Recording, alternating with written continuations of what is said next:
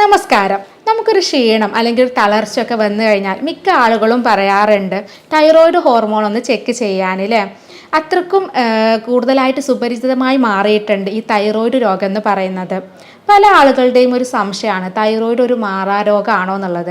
പല പേഷ്യൻസും ഒ പിയിൽ വന്നിട്ട് ചോദിക്കാറുണ്ട്, ഡോക്ടർ തൈറോയ്ഡിൻ്റെ മെഡിസിൻ ജീവിതകാലം മുഴുവൻ കഴിക്കേണ്ടി വരുമോ, സർജറി ചെയ്യേണ്ടി വരുമോ, ഒരു പ്രാവശ്യം നമ്മൾ മെഡിസിൻ എടുത്തു കഴിഞ്ഞാൽ പിന്നെ ജീവിതകാലം മുഴുവൻ എടുക്കേണ്ടി വരുമോ, ഇങ്ങനെയുള്ള പലതരത്തിലുള്ള സംശയങ്ങളൊക്കെ നമ്മളോട് ചോദിക്കാറുണ്ട്.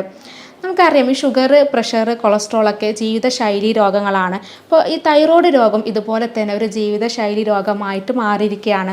നമുക്കറിയാം പലതരത്തിലുള്ള തൈറോയ്ഡ് രോഗങ്ങളുണ്ട്. തൈറോയ്ഡ് ഹോർമോണുകളിലുള്ള പ്രശ്നങ്ങൾ, അതല്ലെങ്കിൽ തൈറോയ്ഡിൽ വരുന്ന നൊഡ്യൂൾസ്, തൈറോയ്ഡിൽ വരുന്ന വീക്കം, അങ്ങനെ പലതരത്തിലുള്ള നമുക്ക് തൈറോയ്ഡ് രോഗങ്ങളുണ്ട്. പല പേഷ്യൻസും ഒ പിയിൽ വന്നിട്ട് പറയാറുണ്ട്, ഡോക്ടറെ നമ്മൾ തൈറോയിഡിൻ്റെ സപ്ലിമെൻറ്റ്സ് ഡെയിലി എടുക്കുന്നുണ്ട്, പക്ഷേ ക്ഷീണം മാറുന്നില്ല, തടി കുറയുന്നില്ല, പീരിയഡ്സ് കറക്റ്റ് ആവുന്നില്ല, മുടി കൊഴിച്ചിൽ നിൽക്കുന്നില്ല, ഇങ്ങനെയുള്ള പ്രശ്നങ്ങളൊക്കെ പറയാറുണ്ട്. അപ്പോൾ അതിന് നമ്മൾ പ്രത്യേകിച്ച് പല ടെസ്റ്റുകൾ, വേറെ ടെസ്റ്റുകൾ ചെയ്യേണ്ടതുണ്ട്. അതായത് ആൻറ്റിബോഡീസ് കൂടുതലാണെങ്കിലും നമുക്ക് സപ്ലിമെൻറ്റ്സ് എടുത്തുകൊണ്ട് മാത്രം അത് പൂർണ്ണമായിട്ട് മാറില്ല, നമ്മുടെ ലക്ഷണങ്ങൾ കുറയില്ല. തൈറോയ്ഡ് രോഗികൾ, ഞാൻ നേരത്തെ പറഞ്ഞു പലതരത്തിലുള്ള തൈറോയ്ഡ് രോഗങ്ങളുണ്ട്. അതൊക്കെ നമുക്ക് എങ്ങനെ സിംറ്റംസിലൂടെ, ലക്ഷണത്തിലൂടെ നമുക്കതെങ്ങനെ മനസ്സിലാക്കാം, തൈറോയ്ഡ് രോഗികൾ കഴിക്കേണ്ട ഭക്ഷണങ്ങൾ എന്തൊക്കെയാണ് തുടങ്ങിയ കാര്യങ്ങളാണ് ഇന്ന് വീഡിയോയിലൂടെ പറയുന്നത്.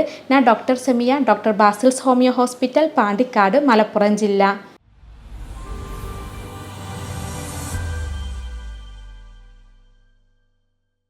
നമുക്കറിയാം തൈറോയ്ഡ് ഗ്രന്ഥി എന്ന് പറയുന്നത് നമ്മുടെ കഴുത്തിൻ്റെ ഭാഗത്ത് വരുന്ന ഒരു ഗ്രന്ഥിയാണ്. ഇതിൽ ഉൽപ്പാദിപ്പിക്കുന്ന ഹോർമോണുകൾ കൂടിക്കഴിഞ്ഞാലും കുറഞ്ഞു കഴിഞ്ഞാലും നമുക്ക് പലതരത്തിലുള്ള ആരോഗ്യ പ്രശ്നങ്ങൾ വരാം. കാരണം തൈറോയ്ഡ് ഹോർമോൺ എന്ന് പറയുന്നത് നമ്മുടെ ശരീരത്തിലെ പല ഭാഗങ്ങളിൽ നിയന്ത്രിക്കുന്ന ഒരു ഹോർമോണാണ്. നമ്മുടെ തലച്ചോറിനാവട്ടെ, അല്ലെങ്കിൽ നമ്മുടെ പേശികൾ, നമ്മുടെ എല്ലുകൾ, ഇതൊക്കെ നിയന്ത്രിക്കുന്നത് ഈ തൈറോയ്ഡ് ഹോർമോണുകളാണ്. അതുപോലെ തന്നെ നമ്മുടെ ശരീരത്തിൻ്റെ താപനില നിയന്ത്രിക്കുന്നത്, ശരീരഭാരം നിയന്ത്രിക്കുന്നത്, അതുപോലെ മുടി, ഇങ്ങനെയുള്ള കാര്യങ്ങളിലൊക്കെ കൂടുതലായിട്ടും നിയന്ത്രിക്കുന്നത് ഈ തൈറോയ്ഡ് ഹോർമോണാണ്. അപ്പോൾ അതുകൊണ്ട് തന്നെ തൈറോയ്ഡ് ഹോർമോണുകൾ എന്തെങ്കിലും ഒരു ഇഷ്യൂസ് വന്നു കഴിഞ്ഞാൽ നമുക്ക് ഈ ഭാഗങ്ങളിലൊക്കെ പലതരത്തിലുള്ള ആരോഗ്യ പ്രശ്നങ്ങൾ കാണിക്കാറുണ്ട്. ഞാൻ നേരത്തെ പറഞ്ഞു, നമുക്ക് പലതരത്തിലുള്ള തൈറോയിഡിന് പലതരത്തിലുള്ള അസുഖങ്ങൾ വരാം. അത് ഹൈപ്പർ തൈറോയിഡിസ് ആവാം, അല്ലെങ്കിൽ ഹൈപ്പോ തൈറോയിഡിസ് ആവാം, തൈറോയ്ഡ് നൊഡ്യൂൾ ആവാം, തൈറോയ്ഡ് ക്യാൻസർ ആവാം, അങ്ങനെ പലതരത്തിൽ നമ്മൾ കാണാറുണ്ട്. അപ്പോൾ അതിൽ ഹൈപ്പർ തൈറോയിഡ്സ് എന്ന് പറയുന്നത് നമ്മുടെ തൈറോയ്ഡ് ഹോർമോണുകൾ കൂടുതലായിട്ട് ഉൽപ്പാദിപ്പിക്കുന്ന ഒരു അവസ്ഥയാണ്. ഈ ഒരു കണ്ടീഷനിൽ TSHൻ്റെ അളവ് കുറവായിരിക്കും, തൈറോയ്ഡ് ഹോർമോണുകൾ കൂടുതലായിരിക്കും. അതുപോലെ തന്നെ മറ്റൊരു കണ്ടീഷനാണ് ഹൈപ്പോ തൈറോയിഡിസ് എന്ന് പറയുന്നത്. ഹൈപ്പോ എന്ന് പറയുമ്പോൾ നമ്മുടെ തൈറോയ്ഡ് ഗ്രന്ഥി ഉൽപ്പാദിപ്പിക്കുന്ന ഹോർമോണുകളുടെ അളവ് കുറവായിരിക്കും, ഇതിൻ്റെ കൂടെ തന്നെ TSH കൂടുതലായിരിക്കും കാണിക്കുന്നത്. ഇത്തരം ഈ ഹൈപ്പോ തൈറോയിഡ്സ് ആണ് ഹൈപ്പറിനേക്കാൾ കൂടുതലായിട്ട് കണ്ടുവരുന്നത് ഹൈപ്പോ തൈറോയിഡ്സം എന്ന കണ്ടീഷനാണ്. അതും പ്രത്യേകിച്ച് സ്ത്രീകളിലാണ് ഇത് കൂടുതലായിട്ട് കണ്ടുവരുന്നത്. അതുപോലെ തന്നെ നമുക്ക് തൈറോയ്ഡ് വരുന്ന ക്യാൻസറുകളുണ്ട്. ഫോളിക്കുലർ കാർസിനോമ, പാപ്പിലറി കാർസിനോമ, ഇങ്ങനെ പലതരത്തിലുള്ള ക്യാൻസറുകൾ വരുന്നുണ്ട്. അതുപോലെ തന്നെ തൈറോയ്ഡ് വരുന്ന വീക്കം, അല്ലെങ്കിൽ തൈറോയ്ഡ് ഗ്രന്ഥി വലുതാകുന്നതിനെയാണ് നമ്മൾ ഗോയിറ്ററി എന്ന് പറയുന്നത്. അതുപോലെ തൈറോയിഡൈറ്റിസ്, നമുക്ക് ഹഷിമോട്ടോ തൈറോയിഡൈറ്റിസ് പോലെയുള്ള തൈറോയ്ഡ് വരുന്ന ഇൻഫ്ലമേഷൻ അല്ലെങ്കിൽ വീക്കം, ഇത് നമുക്ക് തൈറോയ്ഡ് വരുന്ന ഒരു അസുഖമാണ്. അതുപോലെ തന്നെ തൈറോയ്ഡിൽ നൊഡ്യൂൾസ് വരാറുണ്ട്, മൾട്ടി നോഡുലാർ ഗോയിറ്ററി ഉണ്ട്, അതുപോലെ തന്നെ കൊളോയിഡ് ടോക്സിക് കൊളോയിഡ് ഗോയിറ്ററി ഉണ്ട്. ഇങ്ങനെ പലതരത്തിലുള്ള നൊഡ്യൂൾസ് വരാറുണ്ട്. ഇങ്ങനെ പല കണ്ടീഷൻസിലും നമുക്ക് പലതരത്തിലുള്ള ലക്ഷണങ്ങളായിരിക്കും വരുന്നത്. കാരണം എല്ലാ തൈറോയ്ഡ് ഹോർമോണിൻ്റെ പ്രശ്നങ്ങളിലും അല്ലെങ്കിൽ തൈറോയ്ഡിൻ്റെ എല്ലാ അസുഖങ്ങളിലും ഒരേ ലക്ഷണങ്ങളല്ല കാണിക്കുന്നത്, അത് പലതരത്തിലായിരിക്കും. പല ആളുകളും ഒ പിയിൽ വന്നിട്ട് ചോദിക്കാറുണ്ട്, ഡോക്ടർ ഈ തൈറോയ്ഡ് രോഗം വരാനുള്ള കാരണം എന്താണുള്ളത്. കൂടുതൽ ആളുകൾക്കും ഈ മാനസികമായിട്ടുള്ള ടെൻഷന്, പിരിമുറുക്കമൊക്കെ ഉള്ള ആളുകളിൽ തൈറോയ്ഡ് രോഗം വരാനുള്ള സാധ്യതയുണ്ട്. കാരണം നമ്മുടെ സ്ട്രെസ് ഹോർമോണുകൾ കൂടുതലായി കഴിഞ്ഞിട്ടുണ്ടെങ്കിൽ അത് നമ്മുടെ തൈറോയ്ഡ് ഗ്രന്ഥിയിൽ വന്നിട്ട് പല പ്രശ്നങ്ങൾ ഉണ്ടാക്കും. അങ്ങനെയാണ് ഈ തൈറോയ്ഡ് രോഗം വരുന്നത്. അതുപോലെ തന്നെ നമുക്ക് ഭക്ഷണത്തിലൂടെയോ അല്ലെങ്കിൽ അന്തരീക്ഷ മലിനീകരണത്തിലൂടെ വരുന്ന കെമിക്കൽസൊക്കെ നമ്മുടെ ബോഡിയിൽ എത്തിക്കഴിഞ്ഞാലും അത് തൈറോയ്ഡ് ഗ്രന്ഥിയിൽ പ്രശ്നങ്ങൾ ഉണ്ടാക്കാം. അതുപോലെ തന്നെ നമ്മൾ ഗോയിട്രോജൻസ് കൂടുതൽ അടങ്ങിയിട്ടുള്ള ക്രൂസിഫറസ് ഭക്ഷണങ്ങളൊക്കെ കൂടുതൽ കഴിക്കുന്ന ആളുകളിലും ഇതുപോലെ തൈറോയ്ഡ് രോഗം വരാനുള്ള സാധ്യതയുണ്ട്. അതുപോലെ നമ്മുടെ വീട്ടിൽ ആർക്കെങ്കിലും പാരമ്പര്യമായിട്ട് വരാനുള്ള സാധ്യതയുണ്ട്. ഇനി നമുക്കിതിൻ്റെ ലക്ഷണങ്ങൾ എങ്ങനെയാണുള്ളത് മനസ്സിലാക്കാം. കാരണം നമുക്ക് ഞാൻ നേരത്തെ പറഞ്ഞു പല തൈറോയ്ഡ് രോഗങ്ങളും പലതരത്തിലുള്ള ലക്ഷണങ്ങളായിരിക്കും കാണിക്കുന്നത്. ഇനി മിക്ക തൈറോയ്ഡ് രോഗികളിലും കാണുന്ന ഒരു പ്രധാന ലക്ഷണം എന്ന് പറയുന്നത് ക്ഷീണമാണ്. എപ്പോഴും ഉറങ്ങാനുള്ളൊരു ടെൻഡൻസി, രാവിലെ നമുക്കൊരു ഉന്മേഷക്കുറവ്, രാവിലെ എഴുന്നേൽക്കാൻ പോലും പറ്റാത്തത്ര ഒരു ക്ഷീണം അനുഭവപ്പെടുക, നമ്മൾ നന്നായിട്ട് ഉറങ്ങിയിട്ടുണ്ടാകും എന്നാലും നമുക്ക് ഉറക്കം തീർന്നിട്ടില്ല എന്നുള്ളൊരു തോന്നൽ വരിക, ഇതൊക്കെ നമുക്ക് തൈറോയ്ഡ് ഉള്ള ആളുകളിൽ കാണിക്കാറുണ്ട്. അതുപോലെ തന്നെ മറ്റൊരു ലക്ഷണമാണ് നമ്മുടെ ശരീരഭാരത്തിൽ വരുന്ന വ്യത്യാസങ്ങൾ. ചില ആളുകളിൽ ശരീരഭാരം പെട്ടെന്ന് കൂടുതലാവാറുണ്ട്. ഡയറ്റൊക്കെ ചെയ്താലും അതല്ലെങ്കിൽ പഞ്ചസാരയുടെ അളവൊക്കെ കുറച്ചാലും അവർക്ക് പ്രത്യേകിച്ച് മാറ്റമൊന്നും വരും, തടി കുറയില്ല. ഇങ്ങനെയുള്ള ആളുകളിൽ തൈറോയ്ഡ് ഹോർമോണുകൾ ചെക്ക് ചെയ്യുന്നത് നല്ലതാണ്.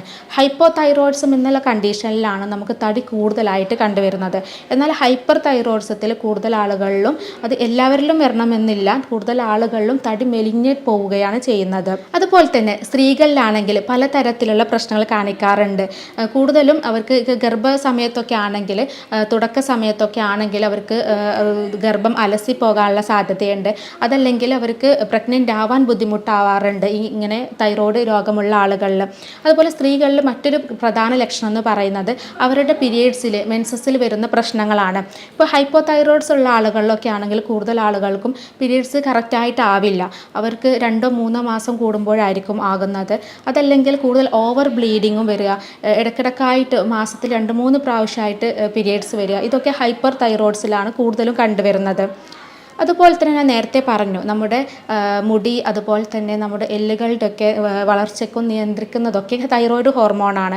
ഇപ്പോൾ തൈറോയ്ഡ് ഹോർമോണിൽ എന്തെങ്കിലും പ്രശ്നങ്ങൾ വന്നു കഴിഞ്ഞാൽ നമുക്ക് മുടി കൊഴിച്ചിൽ വരാനുള്ള സാധ്യതയുണ്ട്.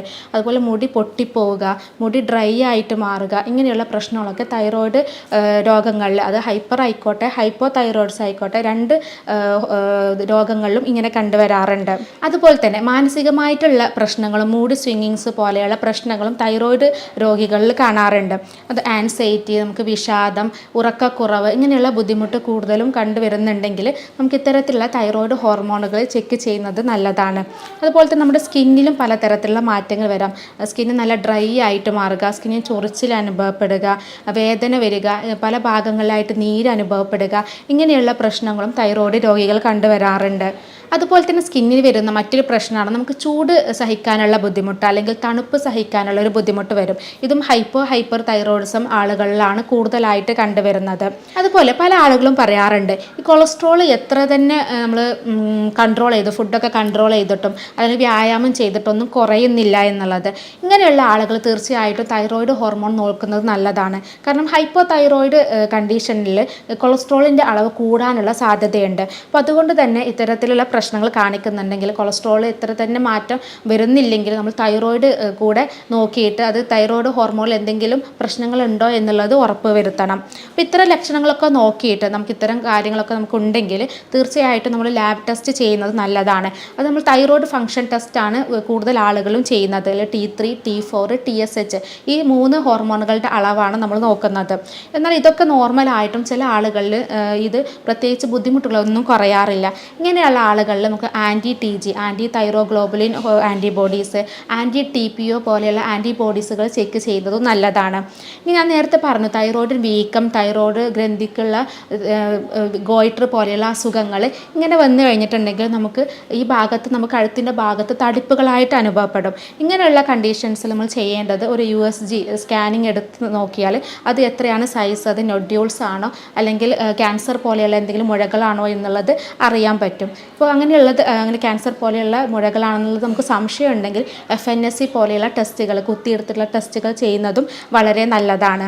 ഇനി പല ആളുകളുടെയും ഒരു സംശയമാണ് ഈ തൈറോയ്ഡ് രോഗികൾ എന്തൊക്കെ ഫുഡുകളാണ് ഒഴിവാക്കേണ്ടത് അല്ലെങ്കിൽ എന്തൊക്കെ ഫുഡുകളാണ് കഴിക്കേണ്ടത് എന്നുള്ളത് പലരുടെ ഒരു സംശയമാണ്. അപ്പോൾ ഒഴിവാക്കേണ്ട ഫുഡുകൾ എന്തൊക്കെയാണെന്ന് നോക്കാം. അതിലൊന്നാണ് ക്രൂസിഫറസ് വെജിറ്റബിൾസ് പറയുന്നത്. ക്രൂസിഫറസ് വെജിറ്റബിൾസ് എന്ന് പറയുമ്പോൾ ക്യാബേജ്, ബ്രൊക്കോളി, തൂർണിപ്പ്, അതുപോലെ റാഡിഷ്, കോളിഫ്ലവർ, ഇങ്ങനെയുള്ള ക്രൂസിഫറസ് ആയിട്ടുള്ള വെജിറ്റബിൾസ് കൂടുതൽ കഴിച്ചു കഴിഞ്ഞിട്ടുണ്ടെങ്കിൽ അത് നമ്മുടെ ബോഡിയിൽ വരുന്ന അയോഡിൻ്റെ ആഗിരണം കുറക്കാൻ വേണ്ടിയിട്ട് കാരണമാകും. അങ്ങനെ അയോഡിൻ്റെ അളവ് കുറഞ്ഞു കഴിഞ്ഞിട്ടുണ്ടെങ്കിൽ നമുക്ക് തൈറോയ്ഡ് രോഗം വരാനുള്ള സാധ്യതയുണ്ട്. അപ്പോൾ അതുകൊണ്ടാണ് നമ്മൾ ക്രൂസിഫറസ് വെജിറ്റബിൾസ് ഒഴിവാക്കാൻ പറയുന്നത്. അതുപോലെ തന്നെ കെഫീൻ അടങ്ങിയിട്ടുള്ള കാപ്പി പോലെയുള്ള പാനീയങ്ങൾ, അതുപോലെ കെഫീൻ അടങ്ങിയിട്ടുള്ള മറ്റ് ചോക്ലേറ്റ്സുകളോ അങ്ങനെയുള്ള ഐറ്റംസുകളൊക്കെ പരമാവധി ഒഴിവാക്കണം. അതുപോലെ തന്നെ സോയാബീൻ, സോയയുടെ എല്ലാ പ്രോഡക്ട്സുകളും, സോയാ സോസ്, ഇങ്ങനെയുള്ള പ്രോഡക്ട്സുകളൊക്കെ തൈറോയ്ഡ് രോഗികൾ പൂർണ്ണമായിട്ട് തന്നെ ഒഴിവാക്കണം. അതുപോലെ തന്നെ ചില ആളുകളിൽ മില്ലറ്റ്സ് ഒരു പ്രശ്നം ഉണ്ടാക്കാറുണ്ട്. ഗോതമ്പ് അതുപോലെ തന്നെ പാല് കൂടുതൽ ഉപയോഗിക്കുന്ന ആളുകളിലും ഇതുപോലെ തൈറോയിഡ് ഗ്രന്ഥിക്ക് പ്രശ്നം ഉണ്ടാകാനുള്ള സാധ്യതയുണ്ട്. ഈ ഗോതമ്പൊക്കെ ചില ആളുകൾക്ക് ഗ്ലൂട്ടൻ ഇൻടോളറൻസ് ഒക്കെ ഉള്ള ആളുകളാണെങ്കിൽ അത് തൈറോയിഡ് ഗ്രന്ഥിയിൽ പ്രശ്നം ഉണ്ടാക്കുന്നത് കൊണ്ടാണ് നമ്മൾ സ്ഥിരമായിട്ട് ഈ ഗോതമ്പ് ഒഴിവാക്കാൻ പറയുന്നത്. അതുപോലെ നമ്മൾ ഒഴിവാക്കേണ്ട ഒന്നാണ് മരച്ചീനി. അതും തൈറോയിഡ് ഗ്രന്ഥിക്ക് പ്രശ്നം ഉണ്ടാക്കുന്ന ഒന്നാണ്. അതുപോലെ തന്നെ സംസ്കരിച്ച ഫുഡുകൾ, നമ്മൾ ഷുഗർ ഫ്രീ, ഫാറ്റ് ഫ്രീ എന്നൊക്കെ ലേബലുകൾ എഴുതിയിട്ടുള്ള പാക്കേജ്ഡ് ഫുഡുകളിലൊക്കെ കൂടുതലായിട്ട് കഴിക്കുന്നത് തൈറോയ്ഡ് ഗ്രന്ഥിക്ക് പ്രശ്നം ഉണ്ടാക്കും. അപ്പോൾ അതുകൊണ്ട് തന്നെ അത്തരത്തിലുള്ള കെമിക്കലുകളൊക്കെ അടങ്ങിയിട്ടുള്ള ഈ ആർട്ടിഫിഷ്യൽ സ്വീറ്റ്നേഴ്സൊക്കെ അടങ്ങിയിട്ടുള്ള ഫുഡുകൾ പൂർണ്ണമായിട്ട് ഒഴിവാക്കുന്നതാണ് നല്ലത്. ഇനി തൈറോയ്ഡ് രോഗികൾ കഴിക്കേണ്ട ഫുഡുകൾ എന്തൊക്കെയാണെന്ന് നോക്കാം. കൂടുതലായിട്ട് നമ്മൾ ഉൾപ്പെടുത്തേണ്ടത് സീഡ്സ്, നട്ട്സുകളൊക്കെയാണ്. സീഡ്സ്, നട്ട്സിലൊക്കെ കൂടുതലായിട്ട് സിങ്ക്, സെലിനിയൊക്കെ അടങ്ങിയതുകൊണ്ട് തന്നെ അത് തൈറോയ്ഡ് ഗ്രന്ഥിയുടെ എന്തെങ്കിലും ബുദ്ധിമുട്ടൊക്കെ ഉണ്ടെങ്കിൽ അത് ഇല്ലാതാക്കാൻ വേണ്ടിയിട്ട് സഹായിക്കുന്നതാണ്. അപ്പോൾ തൈറോയ്ഡ് ഗ്രന്ഥിക്ക് വളരെ നല്ലതാണ് ഈ സീഡ്സ്, നട്ട്സൊക്കെ കഴിക്കുന്നത്. അപ്പോൾ നമ്മൾ സ്ഥിരമായിട്ട് ഇങ്ങനെ മത്തങ്ങ കുരു, അതുപോലെ തന്നെ ചിയ സീഡ്സുകളൊക്കെ കൂടുതൽ കഴിക്കുന്നത് നല്ലതാണ്. അതുപോലെ തന്നെ പയറ് വർഗ്ഗങ്ങൾ, ബീൻസ് കൂടുതൽ കഴിക്കുന്നതും തൈറോയ്ഡ് രോഗികൾക്ക് വളരെ നല്ലതാണ്. കാരണം ഈ പയറ് വർഗ്ഗങ്ങളിൽ അടങ്ങിയിട്ടുള്ള പ്രോട്ടീൻസ് കൂടുതലുള്ളത് കൊണ്ട് തന്നെ നമുക്കത് കഴിച്ചു കഴിഞ്ഞാൽ വയറ് എപ്പോഴും നിറഞ്ഞു നിൽക്കുന്നതായിട്ട് തോന്നും. അതുപോലെ തന്നെ നമുക്ക് വിശപ്പും കുറവായിരിക്കും. അതുകൊണ്ട് തന്നെ ഈ ശരീരഭാരം, ഇപ്പോൾ തൈറോയ്ഡ് രോഗം കൊണ്ട് വരുന്ന ശരീരഭാരമൊക്കെ കുറയ്ക്കാൻ വേണ്ടിയിട്ട് നമുക്ക് പയറ് വർഗ്ഗങ്ങൾ കൂടുതൽ കഴിക്കുന്നത് നല്ലതാണ്. അതുപോലെ തന്നെ കൂടുതലായിട്ട് പച്ചക്കറികൾ, ഫ്രൂട്ട്സ്, ന്യൂട്രിയൻസ് കൂടുതൽ അടങ്ങിയിട്ടുള്ള ഫുഡുകൾ കഴിക്കുന്നതും തൈറോയ്ഡ് രോഗികൾക്ക് വളരെ നല്ലതാണ്. അപ്പോൾ ഇത്തരം കാര്യങ്ങൾ നമ്മൾ ഫുഡിൽ ശ്രദ്ധിച്ചു കഴിഞ്ഞാൽ തന്നെ തൈറോയ്ഡ് രോഗികൾ അവർക്ക് അസുഖങ്ങൾ വരാതിരിക്കാനും വന്ന ആളുകൾക്ക് ഈ തൈറോയ്ഡ് ഹോർമോണുകളൊക്കെ കൺട്രോളിലാവാൻ വേണ്ടിയിട്ടൊക്കെ സഹായിക്കും. ഇനി ചികിത്സയിലേക്ക് വരികയാണെങ്കിൽ ഇതിന് ഫലപ്രദമായിട്ടുള്ള ചികിത്സ ലഭ്യമാണ്. നമ്മളിവിടെ ചെയ്യുന്നത് രോഗിയുടെ ശാരീരികവും മാനസികവുമായിട്ടുള്ള കാര്യങ്ങൾ പഠിച്ച് യൂറോപ്യൻ നിർമ്മിത സോഫ്റ്റ്വെയറുകൾ ഉപയോഗിച്ചാണ് ഇവിടെ മരുന്ന് നിർണ്ണയവും അതുപോലെ തന്നെ ചികിത്സയും കൊടുക്കുന്നത്. അതുപോലെ തന്നെ ജർമ്മനിയിൽ നിന്ന് ഇറക്കുമതി ചെയ്യുന്ന പൊട്ടൻസി മരുന്നുകളാണ് നമ്മളിവിടെ ഉപയോഗിക്കുന്നത്. അതുകൊണ്ട് തന്നെ നമുക്ക് സ്ഥിരമായിട്ട് ഇത്തരത്തിലുള്ള രോഗങ്ങൾക്ക്, നമുക്കൊരു ജീവിതശൈലി രോഗമാണെങ്കിൽ പോലും ഇത്തരം തൈറോയ്ഡ് രോഗത്തിന് സ്ഥിരമായിട്ട് മരുന്ന് കഴിക്കേണ്ട ആവശ്യമില്ല. അതുപോലെ തന്നെ തൈറോയ്ഡ് വീക്കം പോലെയുള്ള തൈറോയ്ഡ് ഗ്രന്ഥിയുടെ പ്രശ്നങ്ങൾ കൊണ്ടൊക്കെ ഉള്ളതാണെങ്കിൽ നമുക്ക് സർജറി ഇല്ലാതെ തന്നെ ഇത്തരം രോഗങ്ങൾ ഫലപ്രദമായിട്ട് ചികിത്സിക്കാൻ പറ്റാറുണ്ട്. അപ്പോൾ ഇങ്ങനെയുള്ള ചികിത്സാ രീതിയെക്കുറിച്ച് അറിയാനോ അല്ലെങ്കിൽ എന്തെങ്കിലും സംശയങ്ങളുണ്ടെങ്കിൽ താഴെ കാണുന്ന നമ്പറിൽ കോൺടാക്റ്റ് ചെയ്യാവുന്നതാണ്. സ്നേഹത്തോടെ doctor Semiya, doctor Basil's homeo hospital, Pandikkad, Malappuram ജില്ല.